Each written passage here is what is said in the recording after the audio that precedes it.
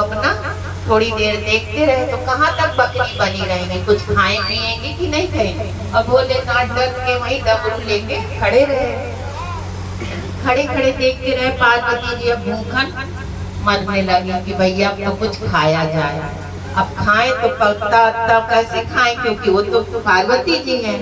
तो उन्होंने जैसे ही पत्ता खाने के लिए दिए तो भोलेनाथ जी ने हाथ पकड़ लिया कि पार्वती तुम छिप नहीं पाओगी, तुम बकरी नहीं हो, तुम मेरी अर्धांगिनी हो। भोलेनाथ जी ने तो उनको तुरंत पकड़ लिया। अब आई शंकर जी की बारी। शंकर जी गए और छुप के छोटा सा बच्चा बन के बैठ गए नदी के किनारे और जोर जोर से रोने लगे। और उसी नगर के राजा राजकुमारी की शादी हुई थी, तो वो डोली विदा होके आ रही थी। तो उन्होंने सोचा कि देखिए कोई बच्चा रो रहा है, राजकुमार से कहते हैं। तो राजकुमार बोले तुम्हारी गलत फहमी है, सुनसान जंगल में कौन रोएगा। बोली नहीं नहीं, कोई बच्चा रो रहा, राजकुमारी कहती है। तो जब उन्होंने बार बार कहा तो उन्होंने डोली रखवा दी, रखी। तो वो राजकुमार निकला तो सही में नदी के किनारे एक छोटा बच्चा रो रहा था। तो उन्होंने बोला ये ऐसी जगह में अकेला बच्चा कैसे रो रहा है, कौन छोड़ गया। तो वो राजकुमारी जाती है और उसको उठा लेती है और गोदी में ले लेती है और बारात आगे जाती है। अब जैसे ही दरवाजे पे बारात पहुंची, बहू आई और जहाँ बहू के बच्चे में गोदी देके तो फुसर फुसर सब और तो बातें करने लगे। यार ये कैसी बहू है, बच्चा लेके आई है, कैसी बहू है, बच्चा लेके आई है।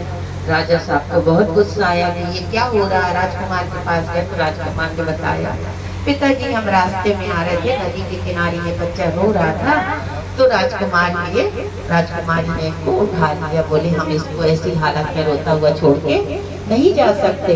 बोले कुछ नहीं है, मेरी शान के खिलाफ है, तुमने बच्चा उठाया क्यों। तरह तरह नगर के लोग बातें कर रहे हैं, इसको नहीं अंदर लूंगा बहू रानी को। तो राजकुमार बोले कि पिताजी आप बच्चा हम नहीं छोड़ेंगे, आपको लेना हो राजमहल में अंदर लीजिए चाहे मत लीजिए। राजकुमारी हरगिज उनको छोड़ने के लिए तैयार नहीं। राजा साहब ने उनको अपने घर से राज दरबार से बाहर निकाला तो वो बेचारी गांव के बाहर गई, नगर के देखा तो एक झोपड़ी पड़ी थी, वो उसी में राजकुमारी रहने लगी। कहीं महलों की रहने वाली और सीधे झोपड़ी में आके रहने लगी। और बेचारे राजा साहब जाए जो फल फूल मिले जंगल में खाए पिए और वहीं जीवन व्यतीत करने लगे। तो देखा पास के गांव में नदी के पास एक छोटा सा मंदिर था, तो वो राजकुमारी रोज वहाँ मंदिर जाने लगे। देखे तो बढ़िया खूब रोज भंडारा हो और दोनों जने खाए और चले गए।